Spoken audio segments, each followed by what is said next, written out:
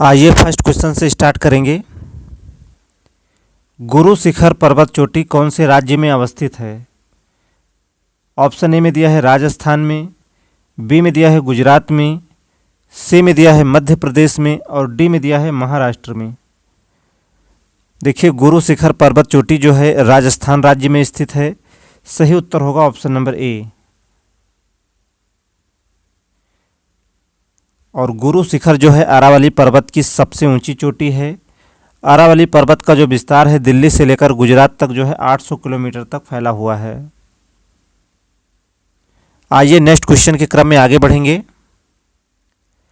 धूपगढ़ चोटी स्थित है सतपुड़ा रेंज में, मैकाल रेंज में, विंध्य रेंज में या फिर इनमें से कोई नहीं।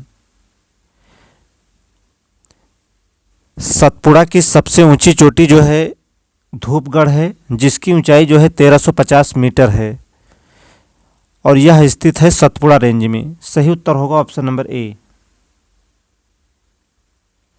धूपगढ़ चोटी कहाँ स्थित है? तो आपका उत्तर हो जाएगा सतपुड़ा रेंज में।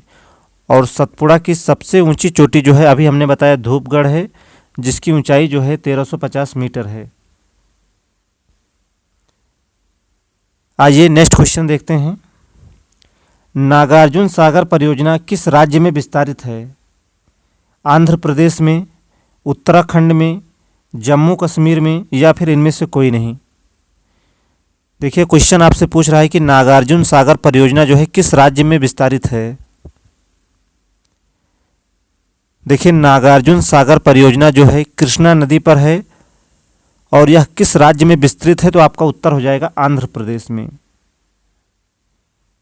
प्रश्न नंबर 3 का सही जवाब होगा ऑप्शन नंबर ए।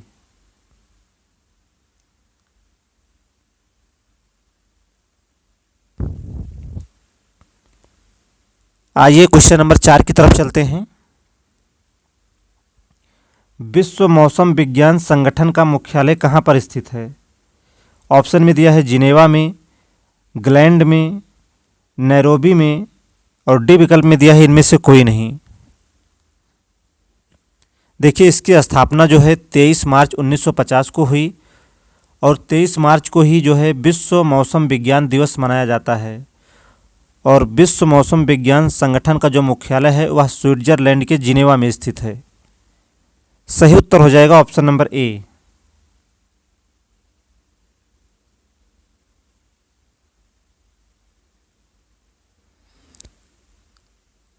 आइए नेक्स्ट क्वेश्चन पर आगे बढ़ेंगे। क्वेश्चन नंबर 5, झीलों का नगर किसे कहा जाता है? श्रीनगर को, वाराणसी को, मुंबई को और डी में दिया है लखनऊ को। नवाबों का शहर कहा जाता है लखनऊ को और हॉलीवुड सिटी के नाम से जाना जाता है मुंबई को, जबकि झीलों का नगर कहा जाता है श्रीनगर को। प्रश्न नंबर 5 का सही उत्तर होगा ऑप्शन नंबर ए।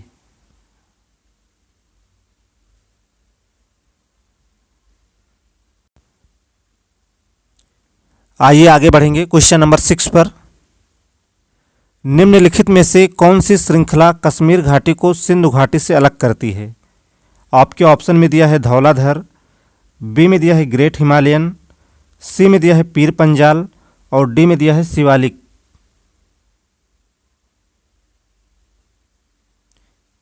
देखिए, कश्मीर घाटी को सिंधु घाटी से अलग करती है ग्रेट हिमालयन। सही उत्तर होगा ऑप्शन नंबर बी। देखिए, ग्रेट हिमालयन को इसे हिमाद्री व बृहद हिमालय भी कहते हैं। सही उत्तर हो जाएगा option number B, great Himalayan. प्रश्न पूछ रहा था कि कौन सी श्रृंखला है जो कश्मीर घाटी को सिंधु घाटी से अलग करती है, तो आपका उत्तर हो जाएगा ग्रेट हिमालयन, जिसे हिमाद्री व बृहद हिमालय भी कहते हैं। आइए नेक्स्ट क्वेश्चन के क्रम में आगे चलते हैं। क्वेश्चन नंबर 7 देखिए, धौलाधर तथा पीर पंजाल की महत्वपूर्ण श्रेणियां कहाँ अवस्थित हैं? देखिए, ये धौलाधर है।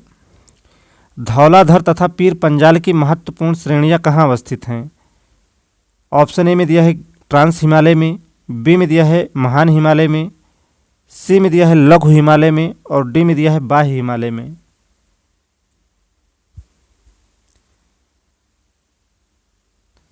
देखिए धौलाधर कहाँ है, तो हिमाचल प्रदेश में, और पीर पंजाल जो है कहाँ है, तो जम्मू कश्मीर में। क्वेश्चन आपसे पूछ रहा है कि धौलाधर तथा पीर पंजाल की महत्वपूर्ण श्रेणियाँ जो है कहाँ अवस्थित हैं, तो आपका उत्तर हो जाएगा लघु हिमालय में। क्वेश्चन नंबर 7 का सही जवाब होगा ऑप्शन नंबर सी। और देखिए लघु हिमालय की जो औसत ऊंचाई है वह 3700 से 4500 मीटर है।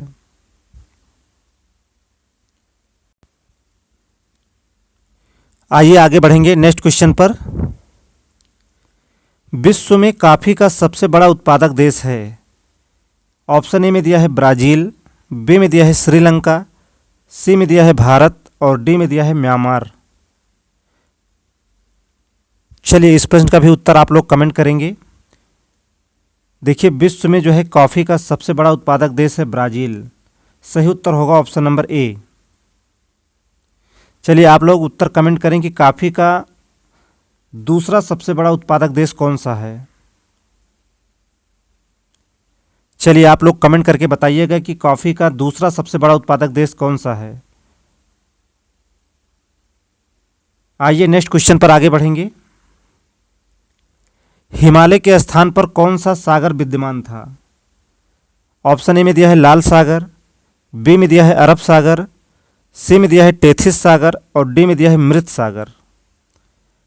चलिए आपको बताना है कि हिमालय के स्थान पर कौन सा सागर विद्यमान था, तो आपका उत्तर हो जाएगा ऑप्शन नंबर सी टेथिस सागर।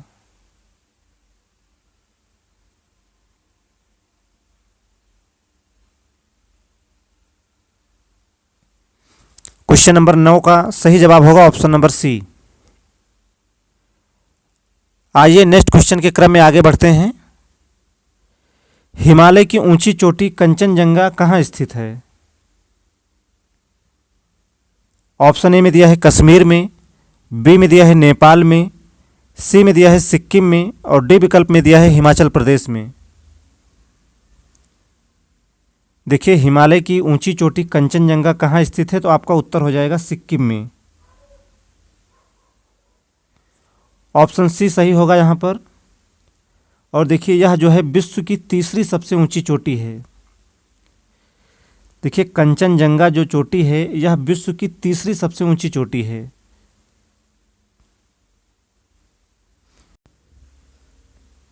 आइए अगले क्वेश्चन के क्रम में आगे बढ़ते हैं और क्लास के अंत तक आप बने रहें। निश्चित ही यहाँ से आपके परीक्षा में प्रश्न पूछे जाने की पूरी संभावना रहेगी।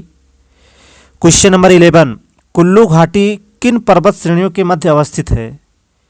ऑप्शन ए में दिया है धौलाधर तथा पीर पंजाल के मध्य, बी में दिया है लद्दाख तथा पीर पंजाल के मध्य, सी विकल्प में दिया है मध्य हिमालय तथा शिवालिक के मध्य और डी में दिया है इनमें से कोई नहीं। चलिए यहाँ क्वेश्चन आपसे पूछ रहा है कि कुल्लू घाटी किन पर्वत श्रेणियों के बीच में अवस्थित है, तो देखिए इसका सही जवाब हो जाएगा धौलाधर तथा पीर पंजाल के मध्य। क्वेश्चन नंबर 11 का सही जवाब होगा option number A.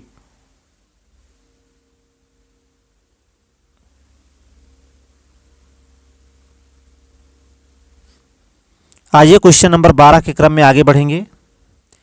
Nanda Devi शिखर स्थित है। 4 विकल्प आपके सामने हैं, हिमाचल प्रदेश में, उत्तराखंड में, उत्तर प्रदेश में और डी में दिया है सिक्किम में। देखिए नंदा देवी शिखर स्थित है भारत के उत्तराखंड राज्य में। प्रश्न नंबर 12 का सही जवाब होगा ऑप्शन नंबर बी। और देखिए यह भारत की तीसरी सबसे ऊंची चोटी है। देखिए अभी हमने बताया कि कंचनजंगा जो है विश्व की तीसरी सबसे ऊंची चोटी है और नंदा देवी जो है यह भारत की तीसरी सबसे ऊंची चोटी है। चलिए आपको पता होना चाहिए कि कंचनजंगा जो है विश्व की तीसरी सबसे ऊंची चोटी है और नंदा देवी जो है भारत की तीसरी सबसे ऊंची चोटी है, जिसकी ऊंचाई जो है 7316 मीटर है। आइए अगला क्वेश्चन देखते हैं। भाखड़ा नांगल परियोजना किस नदी पर है। ऑप्शन ए में दिया है ब्यास नदी पर, बी में दिया है दामोदर नदी पर, सी में दिया है रिहंद नदी पर और डी में दिया है सतलज नदी पर। देखिए ब्यास नदी पर जो है ब्यास परियोजना स्थित है और दामोदर नदी पर जो है दामोदर परियोजना, रिहंद नदी पर जो है रिहंद परियोजना और भाखड़ा नांगल परियोजना जो है सतलज नदी पर है। सही उत्तर होगा ऑप्शन नंबर डी।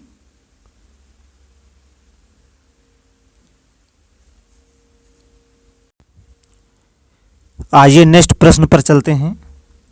प्रशांत महासागर की ठंडी जलधारा नहीं है।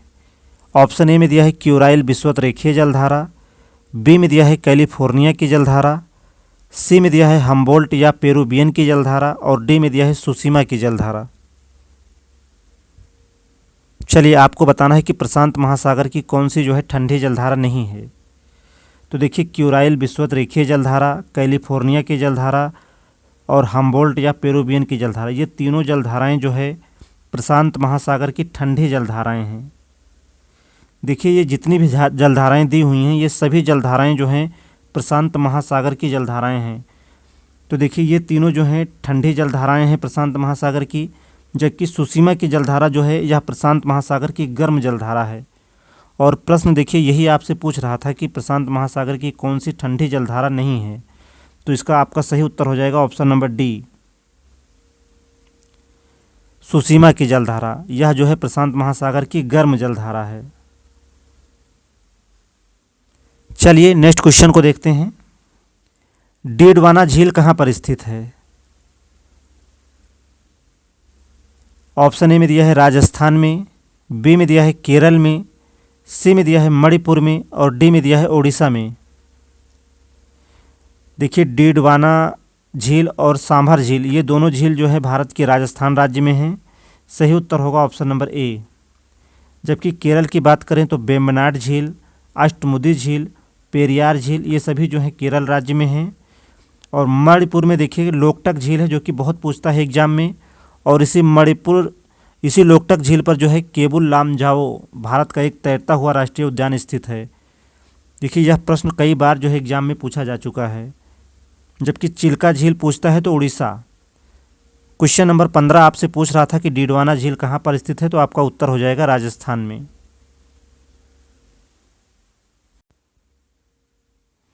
चलिए देखिए यह आज का अंतिम प्रश्न था। आज की प्रैक्टिस में 15 महत्वपूर्ण प्रश्नों को शामिल किया गया था। इन प्रश्नों को आप अपने नोट्स में नोट्स कर लेंगे और क्लास को 1 से 2 बार ज़रूर देखें। निश्चित ही यहाँ से आपकी परीक्षा में प्रश्न बनने की पूरी संभावना रहेगी।